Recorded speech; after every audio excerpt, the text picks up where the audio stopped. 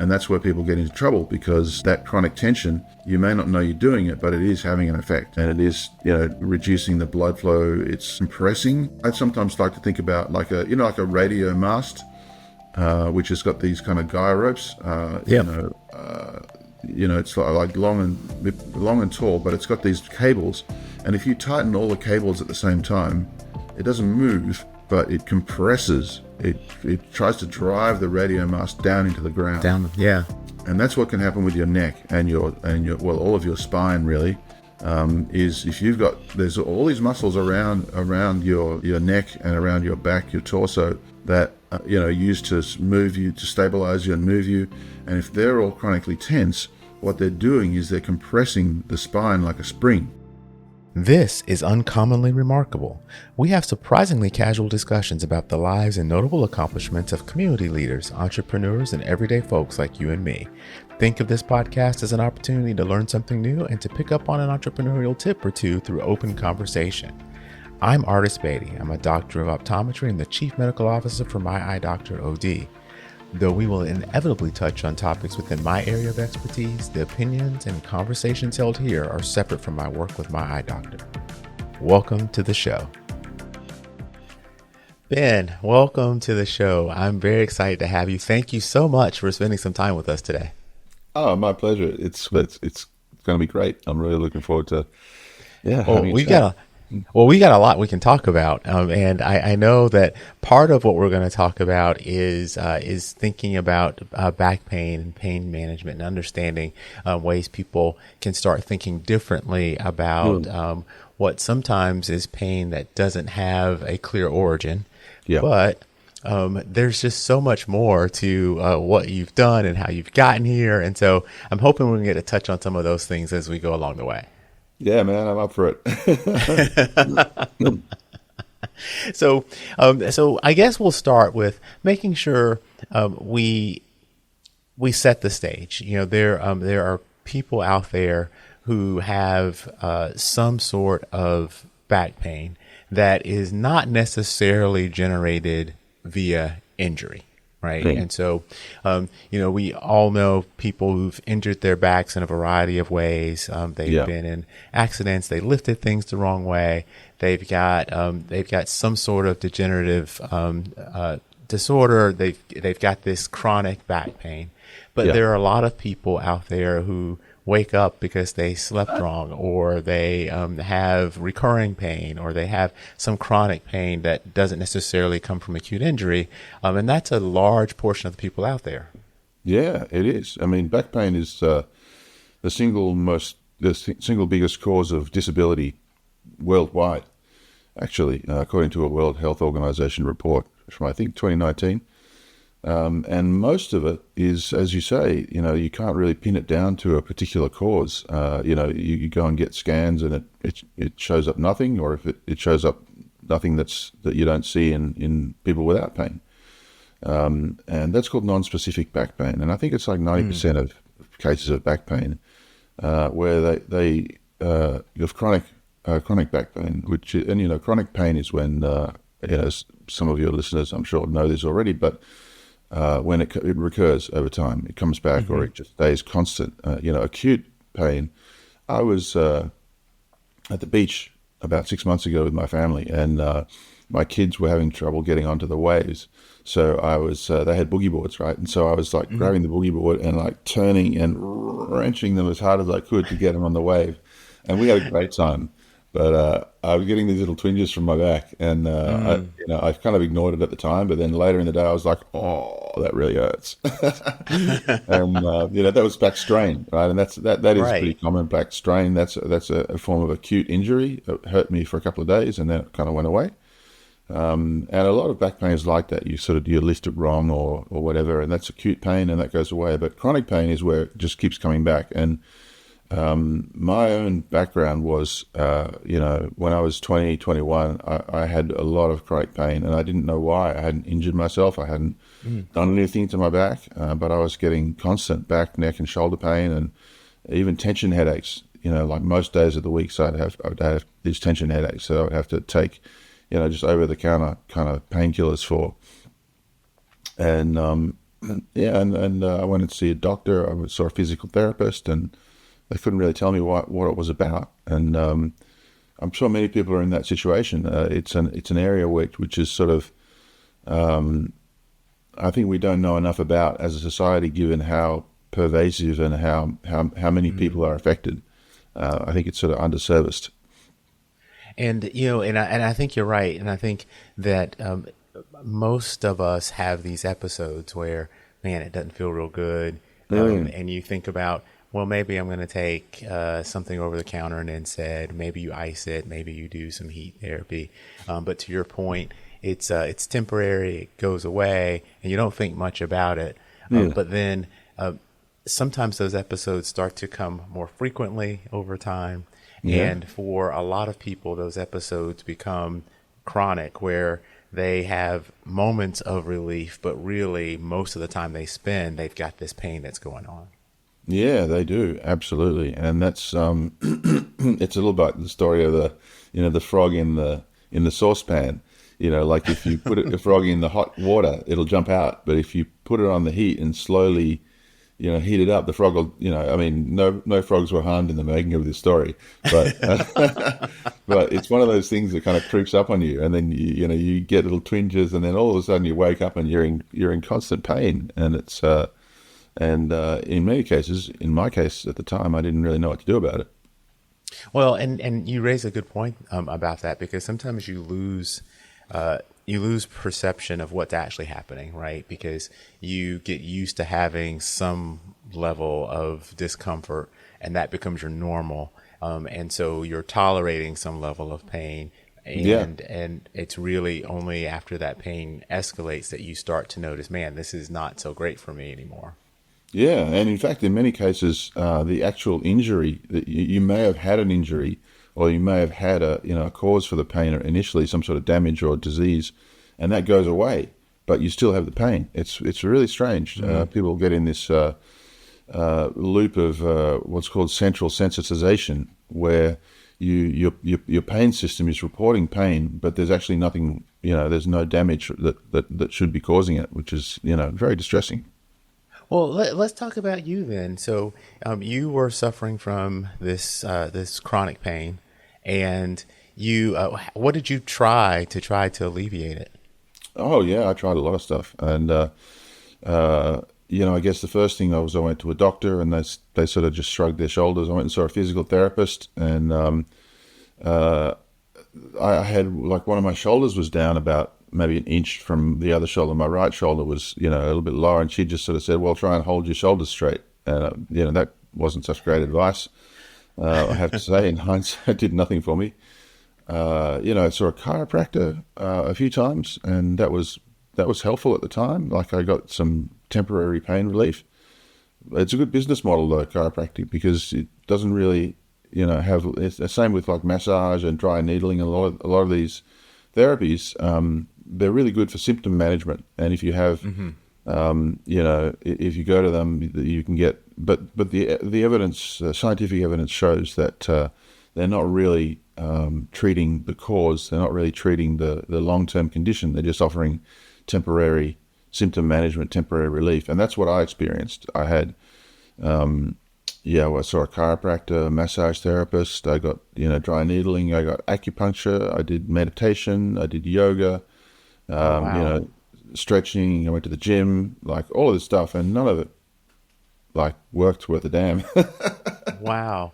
And I'm assuming that during this time, did you also have imaging and see a physician and make sure there was nothing actually physically going on too? Yeah, yeah, absolutely. And I mean, that would be my first piece of advice: would be to see a physician, because you never know what's lurking in the shadows. And in many cases, the physician, I think doctors in general are very frustrated that they don't have better solutions to offer. Doctors, it's a caring profession. They go into it because they want to help people. And they do. I mean, it's wonderful. Like, I love my doctor. She's amazing. But I think doctors in general are pretty frustrated that they don't have more that they can do for people with this kind of back pain. So yeah, I went to the doctor. I did all the usual things. I got the imaging, all of that. But it proved difficult to treat at the time. You know, I sort of ended up finding something that worked a lot better. But at the time, I remember. I played double bass. I played jazz double bass, and Which I is would pretty get. awesome, by the way. Yeah, I had a gig last night actually. Oh, wow. Yeah, And it so you're was. standing, right? Like you're standing and Yeah, having yeah, to reach, right? yeah. Reaching like it's not like ergonomically. It's a bit of a disaster because you've got to have one hand up for hours at a time. Oh, yeah. So the shoulder can kind of get hunched up, and then that can tense your neck, and and the other arm is sort of down, sort of more like around your waist, playing plucking on the strings, and so there's this kind of asymmetry about it, and when I was sort of self-taught, so I didn't have the benefit of a classical bass teacher who could help sort of set up my posture properly. Oh, I see. Yeah, I yeah. went back and studied when I lived in New Jersey. I went back and studied with a teacher for a couple of years, or maybe a year, and that straightened out a lot of things. But boy, I used to get myself in pretty bad shape playing gigs. Like I would have a horrible headache the next day because I was so tense, and I was really just so. Well, now I got to ask, how did you get into double bass? Like, where did that come from? Well, you see, my brother played when I was like a mid-teenager. Probably my brother had electric bass, and but he kind of gave up. And then the school band, like the jazz band, big Yeah. band, I found out they needed a bass player, and I'd played piano and clarinet and stuff early on, so I could read music, and so I just said, "Oh, I'm a bass player." And so I showed up to rehearsals, and I would just keep the volume down really low until I figured out how to play. That's amazing. But then you apparently you stuck with it. That's awesome. Yeah, I loved it. And then when I was at college, so my uncle, my dad's younger brother, he was for many years a symphony bass player in a city called Brisbane. He was like the principal bassist of the Queensland Symphony Orchestra, and he lent me one of his basses because he knew that I was. I said to my dad I wanted to play to play upright bass, and my dad asked his younger brother, who was a bass player, what should I do? And my uncle said, here, borrow this. Oh, So wow.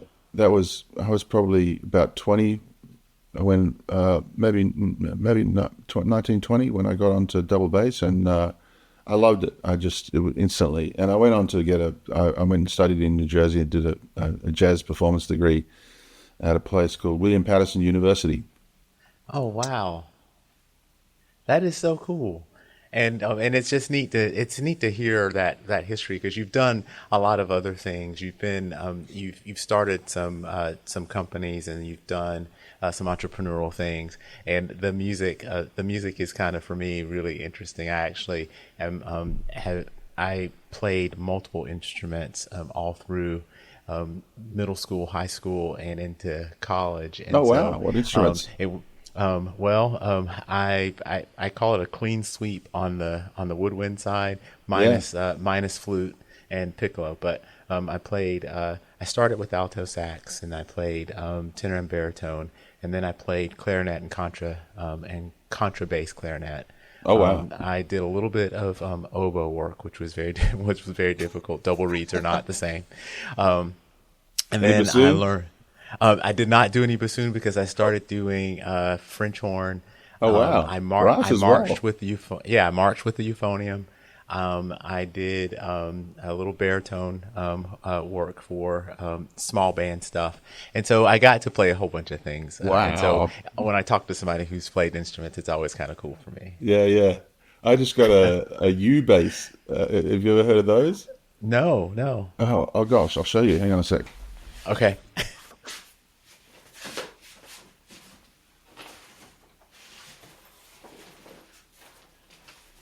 This here is a ukulele bass. Oh, wow. I just got it yesterday. Shit. It's like this tiny little thing, Oh, how neat is that? and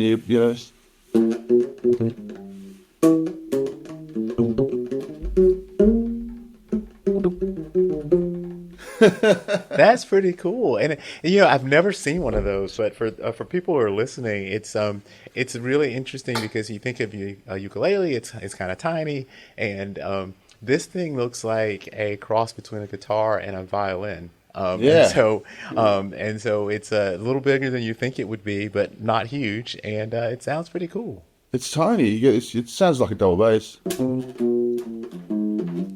Oh, look at that. Hi, that's right. And you can play a lot.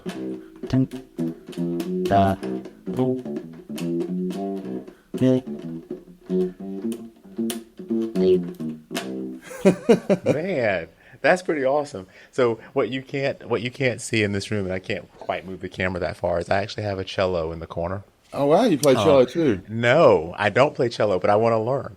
And Oh so wow. my first step was I was like, you know what? I'm going to learn to play cello. I don't know when I'm going to learn about play cello, but I'm going to get one. So Yeah. I found this cello, and it's beautiful, and it's standing in the corner. It makes something great to look at, and I go over and pluck on it sometimes. But I'm really going to learn to play cello. It's just one of those things. I've never played string instruments, and so I figured the strings are farther apart. It's manageable, and so Yeah. I should be able to. If I'm going to learn to play a string instrument, this would be a good start. So, Oh yeah, I love cello. I had a cello actually. I played it a little bit. I was very inspired by the Bach cello suites, which are yeah, yeah, yeah, amazing. familiar. Yeah, Six kind of suites of music. Each one's got like five movements or so. And oh man, it's really beautiful. And I started playing cello, but it was like way out of my league, like to play that music. right, And, right. and I ended up just giving my cello to a friend of mine who had always wanted to play cello, and so I just gave it to her because I was playing more bass anyway. Fair enough. Man, so when we were talking about the positioning for bass, I can just imagine how that if you're having any sort of back pain, how at the end of doing that you would have even more. Yeah, And so, and you talked a little bit about doctors and how they really want to help people. I think you're exactly right, but the toolbox is kind of limited, right? Because you either have a surgical solution, or maybe you have a pharmaceutical solution. But when you can't really identify what the causative nature is, it makes it really hard to assign one or the other, yeah, right? yeah. And it just kind of leaves you with not a lot of options when it comes to treatment. Yeah, and that's incredibly frustrating for the doctor as well, because I think it's an area that is not sort of well enough understood. There's a lot going on in the actual pain management area. So, like with this central sensitization, like people get in a kind of a loop with pain, and then there's also the sort of psychological interventions, techniques that sort of help you just accept what's going on and reduce the anxiety around it. There's acceptance and commitment therapy, cognitive behavioral therapy, hypnosis. There's a lot of those sorts of techniques which are great, and there's a lot of research, evidence to support that. But there's a little bit more to it than that. I feel in a lot of cases, because there is, even though you can't necessarily see it on a MRI or on an X-ray, there's a lot of disorders of soft tissue. I think in one study, like 85% of people presenting with back pain also had something called myofascial pain syndrome. And that's myofascial means basically muscles and fascia. Fascia, for those who don't know it, like if you're making like a chicken dish, when you cut up the chicken, there's this sort of like this kind of translucent kind of whitish kind of film. And that's all through your body, and that can get distressed as well. So, and it's a very important organ, the fascia. But Yeah. And that's chicken is a great example, right? Because it's beneath the skin, above the muscle tissue, kind of this in between layer. yeah, And yeah, you're right. It's a connective thing for all over the body. yeah, And yeah. so you were looking for solutions, but how did you end up learning what actually worked? Yeah. Well, I guess it just so happened that through a friend of a friend, I got in touch with a guy who taught something called the Alexander technique, which I'd never heard of, and which most people have never heard of.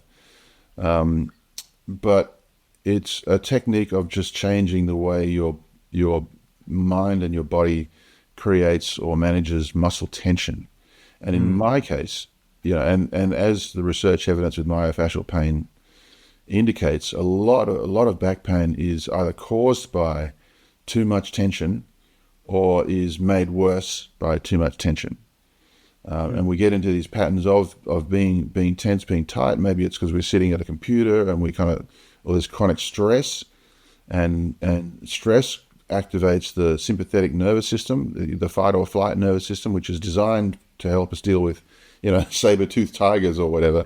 But if we, and it creates this tension. It gets the blood going in the muscles. It gets us ready to fight or to run, fight or flight. But it's not such a good, the way the modern lifestyle is that there's this kind of chronic stress and there's this chronic interruptions. There's so much to grab our attention, and it means that we often, that fight or flight is kind of continuously engaged, like we're always somewhat in fight or flight, and then we get into what's called the startle pattern, which is basically where your shoulders are tense and lifted, your head's kind of tipped back a little bit. There's tension in your neck and your back, and it's all. And that was the case with me. I had this kind of constant startle pattern. I had constant tension.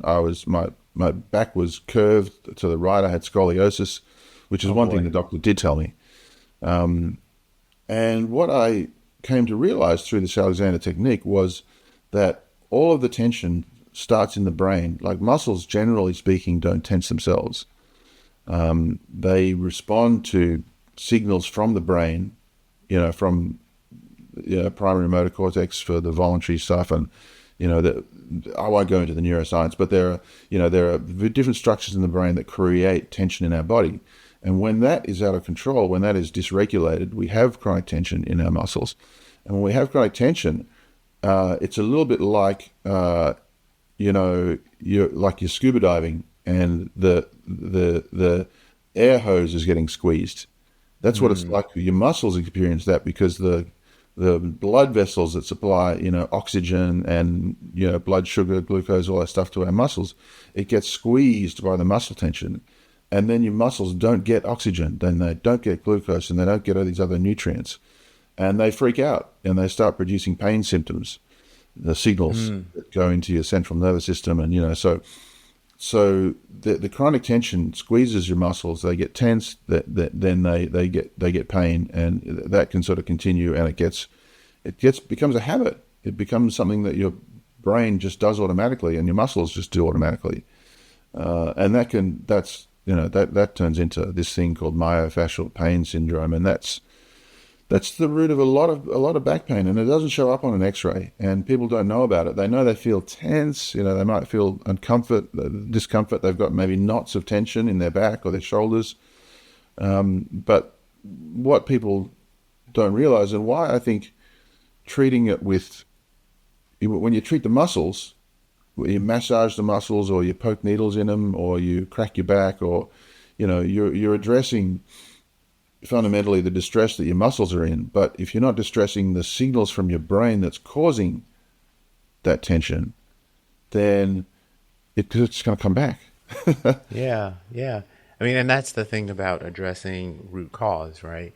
And I mean, I think it's interesting to think about the tension that you may carry that is not appropriate tension, because you got to have some tension, right? Like there's got to be some contraction in order for you to function. Like we couldn't sit here and talk to each other unless we were doing some contraction to hold us upright, et cetera, et cetera. Keep your eyes open. That's right. Some contraction somewhere. But the thing is, over time, when you're responding to or have that stress response, it becomes baseline, right? And so in lieu of the normal contractions that you need for function, you escalate your baseline to include these modifications in posture and tension. And then it becomes kind of, we all talk about and have heard about muscle memory, and how you adapt to doing certain things a certain way, and the brain just kind of does that, and that becomes your new normal, right? Yeah. Yeah, it does. I use the highly technical terms good tension and bad tension. And good tension is tension that helps you get done what you want to get done. It's functional. Hmm. Bad tension is anything else, Right. that That you makes don't sense. need. Yeah. Um, Yeah. and and you're right, it does become habitual, and your brain kind of tunes out the knowledge that you're tensing. Like if you go lift a barbell or you go lift a cup of coffee or something, you kind of are aware and you can feel the muscle tension. But what can happen is over Yeah. time, if you're chronically tense, your brain just kind of tunes it out, because it's like if like you're working in the office and you can hear traffic noise, that's just constant, and your brain can just tune out that noise. And the same with the muscle tension and the muscle activation, and this your brain just kind of forgets that you're doing it, and it becomes the kind of the new normal. It becomes the new baseline, and that's where people get into trouble, because that chronic tension, you may not know you're doing it, but it is having an effect, and it is reducing the blood flow. It's compressing. So I sometimes like to think about like a radio mast, which has got these kind of guy ropes. Yeah. It's like long and tall, but it's got these cables. And if you tighten all the cables at the same time, it doesn't move, but it compresses. It tries to drive the radio mast down into the ground. Down. Yeah. Yeah. And that's what can happen with your neck and your well, all of your spine really. Is if there's all these muscles around your neck and around your back, your torso, that used to move you, to stabilize you and move you. And if they're all chronically tense, what they're doing is they're compressing the spine like a spring. And typically the spine over time doesn't like that very much. You get these compressed discs and bulging discs, degenerative disc disease, all this sort of stuff, hernias, like all that, and it gets to that stage where maybe you do need surgery, and it's a real problem. But the root cause of a lot of it is too much, well, yeah, my highly technical term, too much bad tension. And so in what you've learned and through the Alexander technique, you're learning to unlock some of that tension by teaching the brain to think or handle it differently. Yeah, that's exactly what you're doing. You're kind of retraining your brain to use more good tension and less bad tension. So the body has this natural mechanism called the automatic postural control, and you see it. I feel like you see it most clearly in young kids who are just learning to walk. They're walking around and they're just beautifully coordinated. They may fall on their butt, but they're coordinating their neck and their back really well and effortlessly. And they're often, you see it in animals, that they're really poised. My favorite animal is the meerkat. You can see them just standing up beautifully straight, and there's this inbuilt system called the automatic postural control. And what happens is that gets lazy, and we end up using what's called the voluntary motor system. And it's a different part of the brain, a different part of the central nervous system. And what we need to do is calm down. And the voluntary motor system is the one that responds to the fight or flight mechanism. So we need to calm that down and reduce that, and at the same time kind of rebuild the automatic postural control. So the automatic postural control knows how to do good posture, and knows how to do good tension.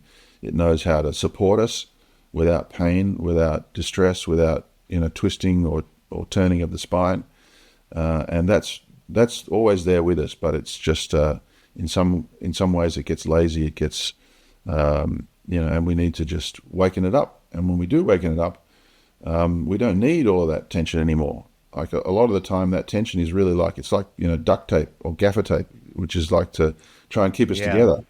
When the automatic postural control isn't working, then the voluntary muscles get to work, and they're like the short twitch muscles, and they're really not supposed to be doing posture. Yeah. Right. They're not really designed for that type No, of work.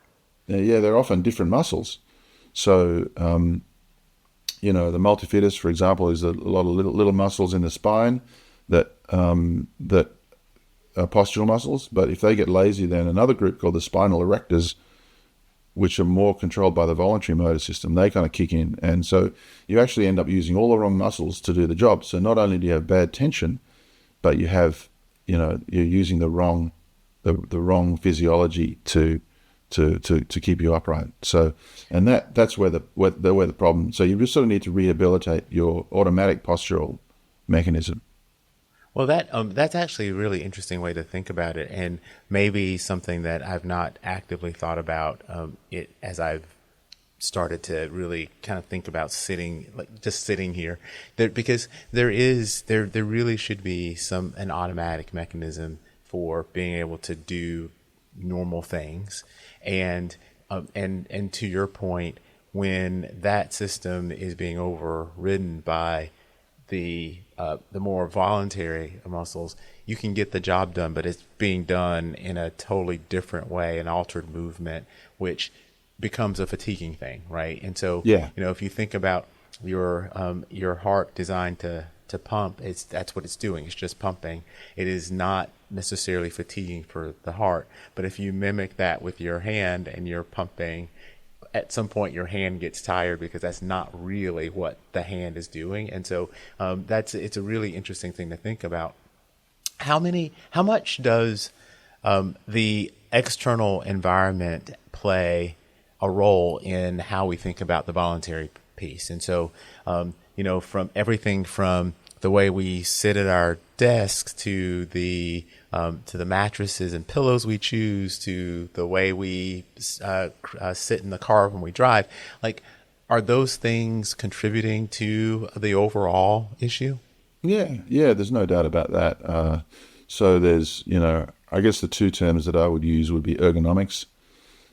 That's, how well set up is your workstation, what height is your screen, and, how's your chair, is it kind of tilted back? Or is it kind of promoting a slumpy sort of posture, like a lot of car seats kind of promote, they kind of just lead you into this kind of real slump. And then there's the second word I would use is occupational. So, what are you doing in your job? For optometrists, maybe you're looking, into into a scanning machine, or there's just some things that you do that you have to do or maybe you're seeing someone and you're kind of constantly twisting between the computer screen and looking at them, or if you're, a warehouse worker, are you lifting with your back or with your knees? Or is your back sort of more or less straight, or is it kind of bent over, and are you concentrating the stress in your spine? So, there's definitely a lot to that. However, you have to ask how come some people might sleep on the same mattress or work at the same workstation or lift the same box and they're fine. Yeah. So, it's a combination. Those things are definitely not helping you, but at the same time, you should be able to live your life and do all of those things. It's not like you're, jumping off a building and smashing yourself. It should be possible to do it safely. Yeah, that makes sense too. I mean, particularly, and so it does point back to having an appropriate baseline, right?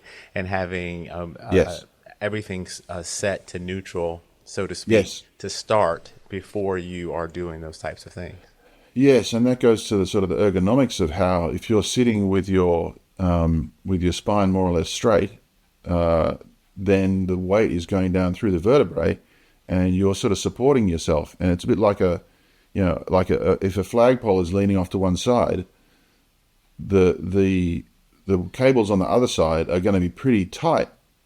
Because the fundamental setup, the ergonomics are such that, and if you've got like forward head posture, for example, the strain on your neck muscles is like there's 4 times as much effort required to hold your head up than if you're sitting more or less neutral.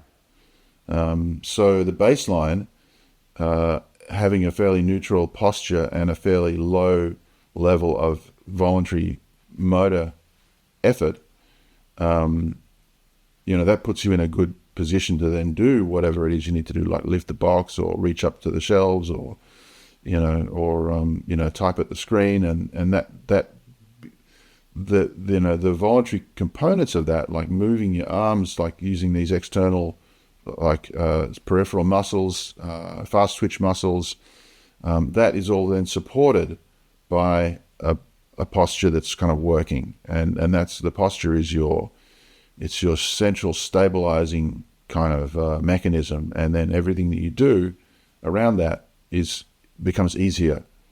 But if you're having to kind of duct tape yourself together with these wrong muscles, then you get into pain and discomfort, and you do things with your body that it's not really meant to do. And so you found this technique, and you started using the principles for yourself. How long did it take you to start to notice differences in the way you felt? Well, it was really instant.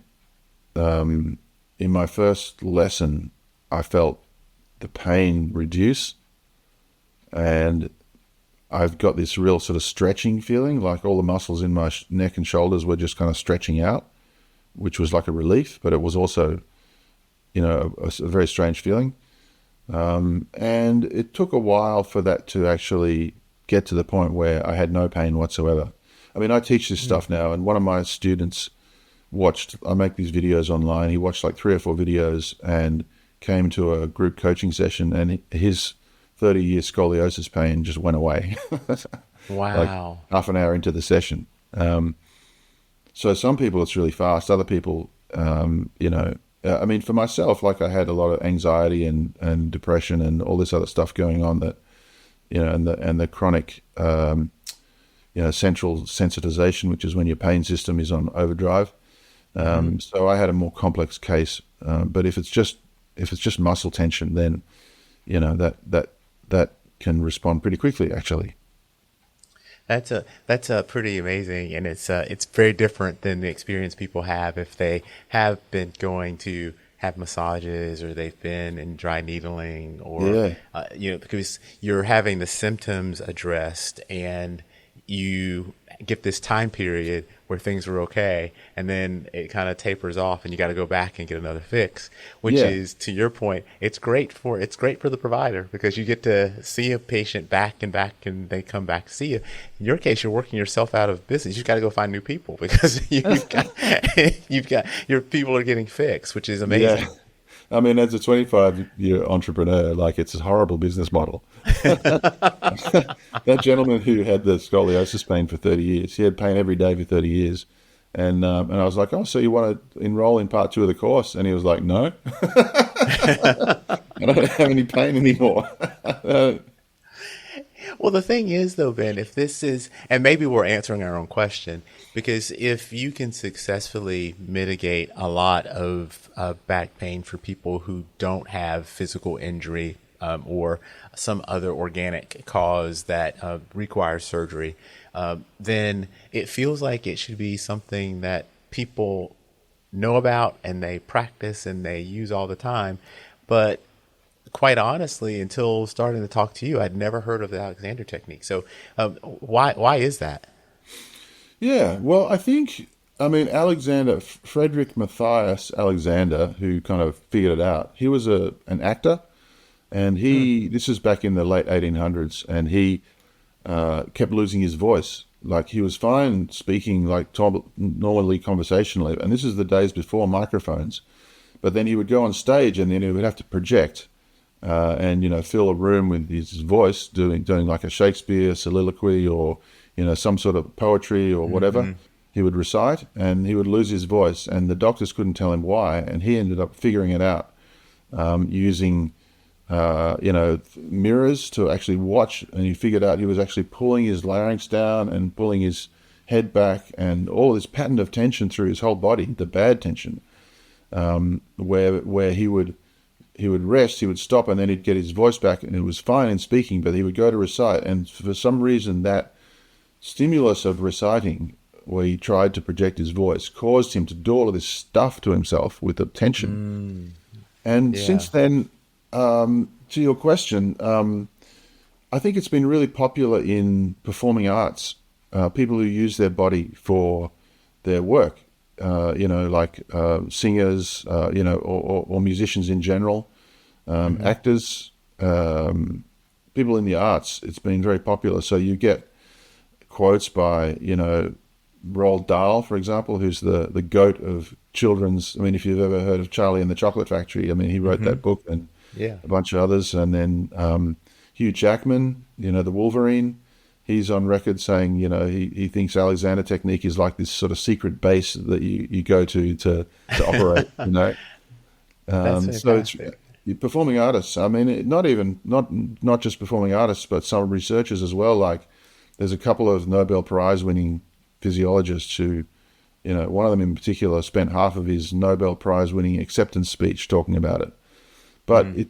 it's something that is just hasn't really made a big impact on the mainstream, and I think it's because it's been so focused on the performing arts.